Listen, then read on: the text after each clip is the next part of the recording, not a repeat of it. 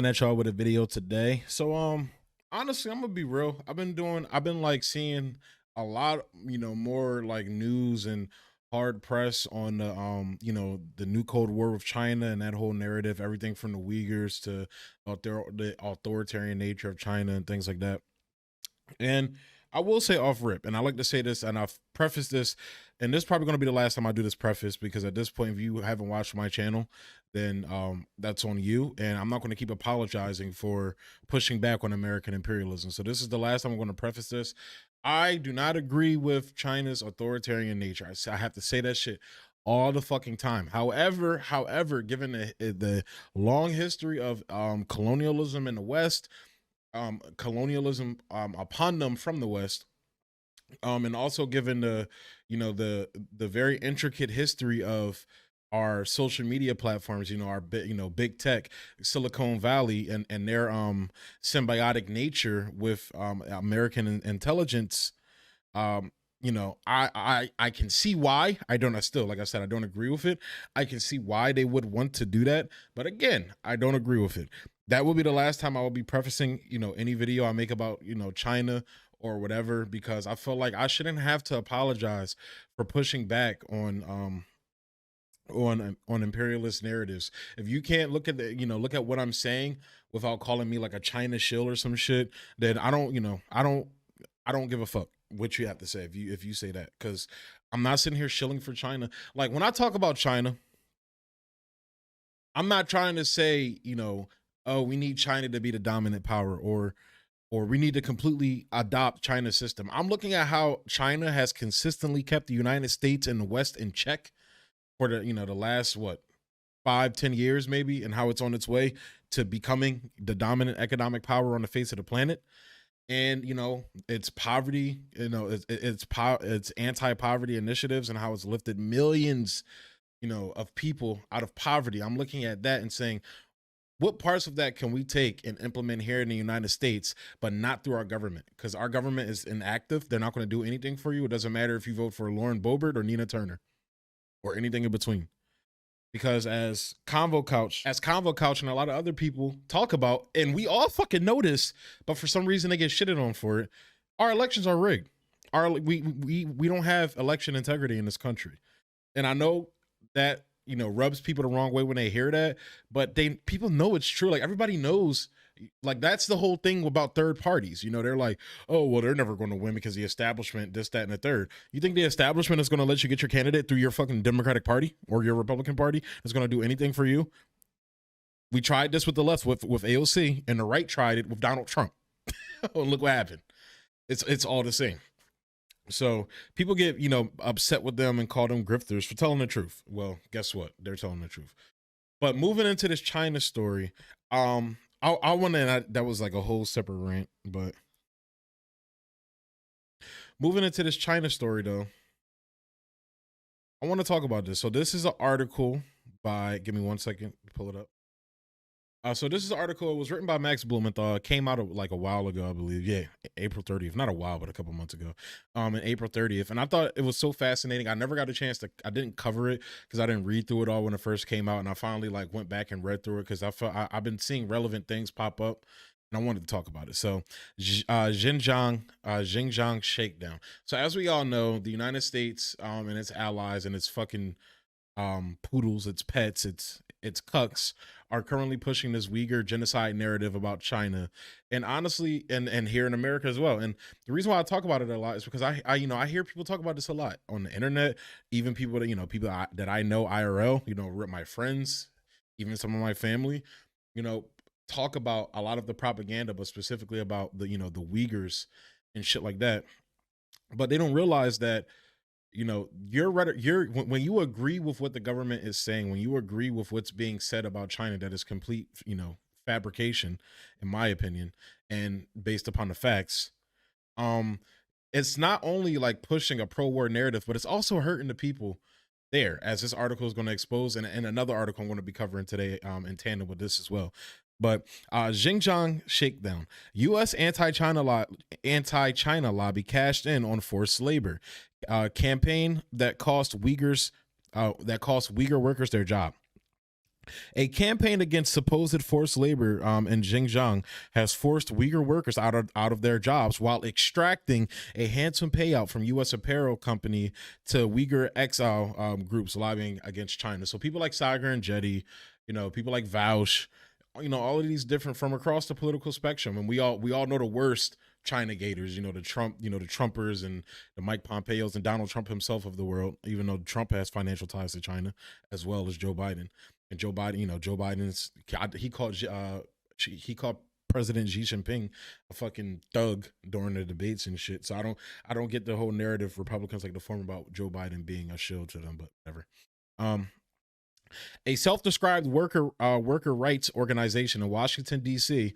called the Workers' Rights Consortium, or the WRC, has helped direct a coalition to end forced labor in the Uyghur region that has successfully pressured U.S. apparel companies to leave the Xinjiang region of China, claiming to represent over 100 civil society organizations and labor unions from around the world.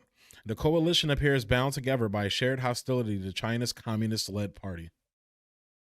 We always got to be so anti-communism. We have to actually restrict the people's rights in that country. So outside forces are restricting their rights, their right to work, as Republicans like to call it, their right to work. And as we also see, just their right to participate in the economy that their country wants to operate upon, and self-determination. So it's just crazy, man. Besides the Worker Rights Consortium, coalition steering committee members include the AFL-CIO. So, to those of you that don't know, the AFL-CIO, the American Federation of Labor and Congress of Industrial Organizations, works tirelessly to improve the lives of working people. We are the Democratic Voluntary Federation of 56 national and international labor unions that represent 12.5 million working men and women, and that's their .org website there as well. Yet they're making these Uyghurs' lives, shitty by taking their jobs away from them by pushing this nonsense. But Uyghur exile organizations based in Washington, D.C., and Hong Kong-based separatists. Behind the scenes, the coalition has received assistance from the widely cited researcher Adrian Zenz of the right-wing Victims of Communism Memorial Foundation. And I'm gonna cover Max Blumenthal's, and I believe it was either him, Max Blumenthal and Dan Cohen, or I think the guy's name is Ajit Singh on the Gray Zone as well. I forget what duo it was, but they actually did a deep dive into Adrian Zenz's work and how there's a lot of flaws and basically a lot of conflate, just a lot of bullshit within his work, and it's never been peer reviewed. It's just been breathlessly pushed out there by the media and even by independent media. I've seen everybody from the fucking Young Turks Majority Report. What is Michael Brooks was pushing this shit before he passed. I'm not going to speak ill of the dead. I'm just talking about big media names. Jimmy's kind of gone back and forth with the China situation, Jimmy Dore, but because he has people like Danny Haiphong going, so I appreciate him having voices like that on. But but it's a lot of people that's been pushing this anti-China nonsense, and it's and all of it is based off the word. So they like to call, so especially progressives, their main thing is they like to call people right wingers. Yet they take the word of a right winger when it comes to how they understand China and understand the dynamics within China and the Uyghurs and all that nonsense. And that's the AFL-CIO. The coalition's initiative scored its first success when it forced a college sportswear company called Badger Sportswear to abandon its factory in Xinjiang. University campuses across the U.S. began to boycott Badger products in December 2018 as the allegations of forced labor first reached national media. Within weeks, Badger formally cut ties with the Hitian Tayada factory in Xinjiang, which was accused by the WRC-led coalition of employing Uyghur detainees, while the Chinese government slammed Badger's decision as pathetic and based on wrong information. Its opponents in Washington took a victory lap. And this is the type of shit people celebrate when this stuff happens, but that is people losing their jobs over propaganda's nonsense. And in a video I'm going to be showing you after this, they this guy kind of breaks down why the United States is pushing this narrative. So I'm going to play that. Stay tuned for that. That's going to be in my video, posting later today as well. So just stay tuned for that.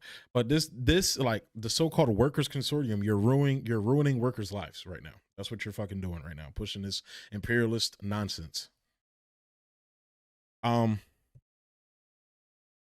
Instead of remediating the Uyghur workers that suddenly found themselves jobless. However, WRC compelled Badger to pay $300,000 to Uyghur exile organizations lobbying for a more hostile U.S. policy towards China. So these people lost their fucking jobs, and instead of sending money to help them survive, losing their jobs and shit like that, you send it to these bullshit organizations, basically NGO types that already get funding from the United States government, which Max he covers in this article.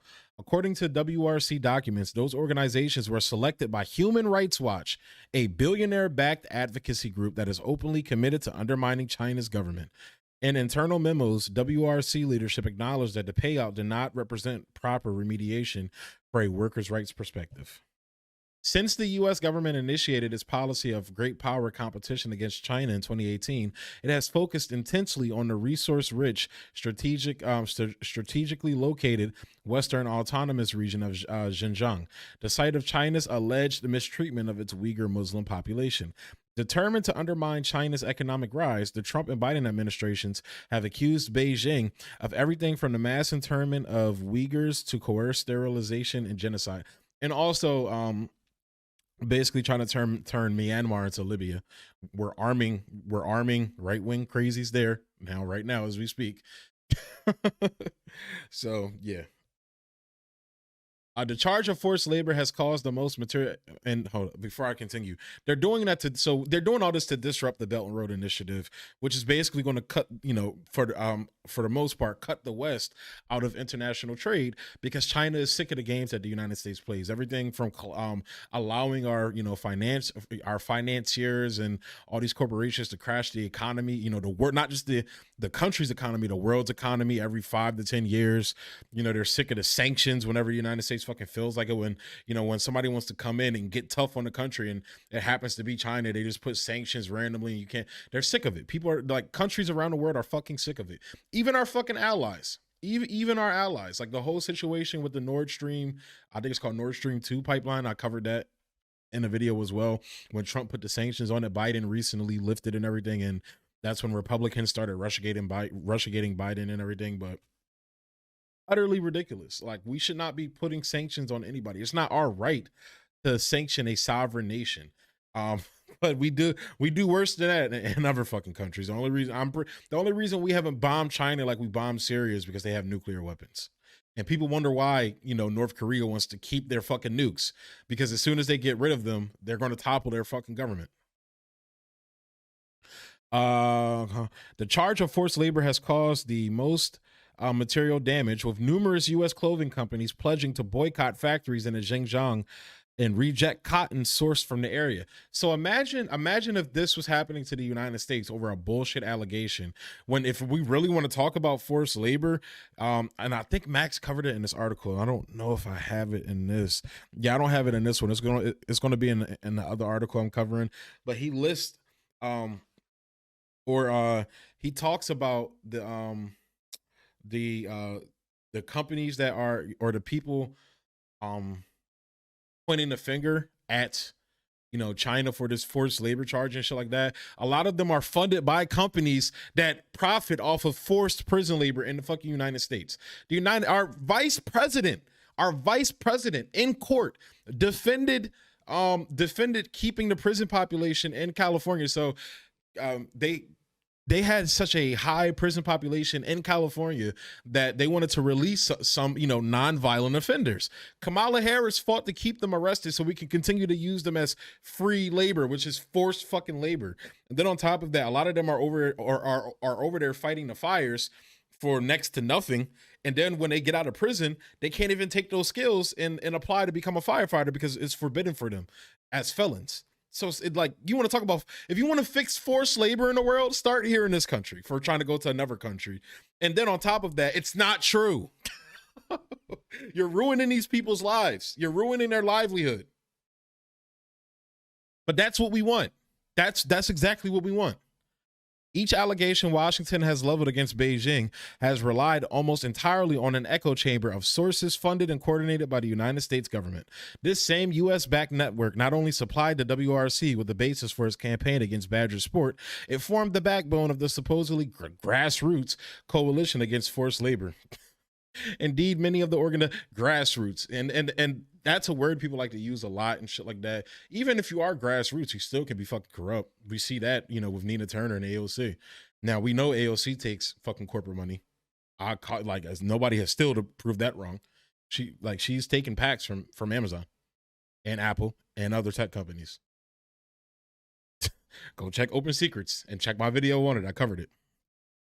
But with that fact aside, even if she was taking 100%, which I will say from the listings, most of it was grassroots, but she still takes corporate money. But regardless, the point I'm trying to make is we can see clearly, even when you take grassroots money, you can still be corrupt. And people think this corrupt is like this mustache twirling, oh, I'm going to do this and you give me this, that.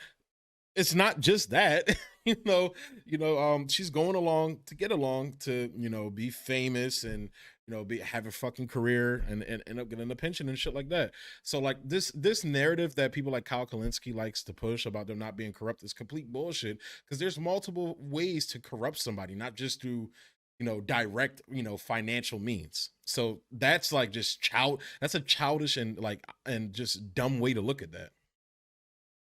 Did I read this? No, I did not. Indeed, many of the organizations of the steering committee of the Coalition to Enforce Labor in the Uyghur region have one funder in common: the National Endowment for Democracy, or NED.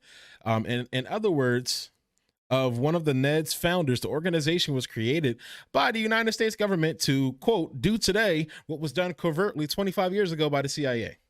That has meant quietly funding civil society and media outlets to destabilize states where the U.S. seeks regime change. So that's like funding things like billionaires like Pierre Omidyar, the guy who owns the Intercept. That goes for George Soros. People like to paint these, he's trying to usher communism. Like literally, George Soros has come out against against communism, and especially against China, he's shitted on China multiple times. And but a lot of these billionaires, people like Elon Musk with the whole Bolivia coup, Jeff Bezos, blah, blah, blah, the list goes on. So that's what that is. And NGOs, the Gray Zone does great work about the NGO industrial complexes, as well as Whitney Webb. Whitney Webb says a lot of truths that the Gray Zone sometimes doesn't. Whoever sponsored the WRC's advocacy, its outcome raises questions about the moral concerns that U.S. human rights NGOs have expressed for Uyghur workers inside China. Rather than directly assisting the supposed victims of Chinese government abuses, self-proclaimed human rights groups appear to be eliminating their jobs in droves on the basis of dubious allegations, and at least in one case, shaking down their former employers for a lucrative payout. That's the same as we've been donating all this charity to Africa for so many fucking years, and Africa's, there's a lot of people still in Africa still in poverty. But then when China comes in, so instead of offering aid, and Bay Area 415 talks about this on his channel. I gotta find the video. If I find the video while I'm making this, I'll link it down below. But he brought up the fact, if you really want to help somebody, do what China is doing in Africa, which is not colonizing Africa. It's helping them develop. So not just sending them fucking money to a lot of their corrupt leaders and shit like that, building bridges, building ports, building roads, railways. They're doing all this shit in China. But yet you have dumbass shitheads here in America calling it colonization, and are listening to, the white Africans coming over here, and a lot of the black Africans as well. But, the pro-capitalist Africans over here saying, oh, they're colonizing, when the people there that live in Africa, 63% of them, which is a super majority here in the fucking United States, 63% of them approve of what China's doing.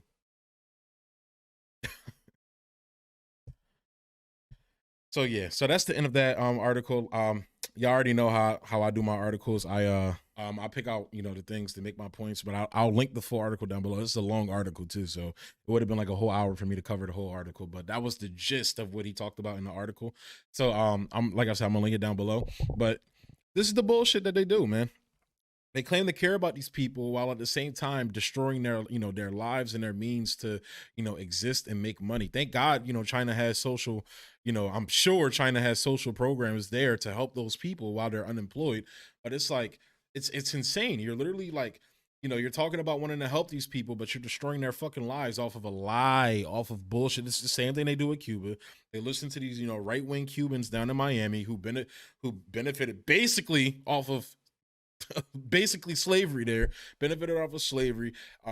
Like just mad, like it was basically an apartheid state in Cuba prior to Castro, taking over the island and instituting, communism there and shit like that. But same thing in Venezuela. Like it's insane, man. And it's like, I'm not trying to downplay. I'm sure there are Cubans over here who have had terrible and bad experiences in Cuba, but you cannot look me in the eye and tell me the way people live there now is not better than, previously to when Castro was in power. And that's not me saying like, oh, well, he's better. So nah, it's like the people there approve, like literally the protest of people protesting against the government. And that's not to downplay their grievances. Their grievances are real, but most of their grievances they're talking about comes from the fucking embargo. But that's a whole nother conversation. But, there was like 100,000 people that came out in support of the government after those protests went on. 100,000 fucking people. And I think it was more than that. That was just in one video they sent. Almost 100,000 people into the streets in favor of the government. And it's the same thing that happens in Venezuela, but the media doesn't show you that shit. So, but with that being said, I'm going to go ahead and close the video out here, guys. Like I said, I'm going to be covering another article similar to this. It's going to be dropping today as well, so look out for that. As always, like, comment, subscribe, and share. I also wanted to let you guys know one of the reasons why I haven't been posting videos like that is because I've been working on some written stuff that I'm going to be posting on my Patreon. So I will. I know I've been talking about it for a while, but it's almost done. I write like a fucking turtle, like a fucking turtle. But I write like a turtle. Like I wanted to try out written stuff. I don't know how much, how frequently I'm going to be doing that because it like I said, it's time consuming. It's taking me like almost a month to write this one thing. And that's because, like I said, I write like a turtle. I research like a turtle and everything like that too. So, but, that's going to be coming soon. I'm also like kind of working on an investigative piece for a story I kind of just randomly came across at a bar about Amazon and a lot of their practices here in my own state of Delaware. So I'm going to be working on that. So keep an eye out for that. I'm going to post that probably on my Patreon as well and my homie's website too. But just look out for all that. And there's going to be some music on here posting on here soon. Like I'm going to be doing some like freestyle, political freestyles and everything. So look out for that. So yeah, thanks for tuning in, guys.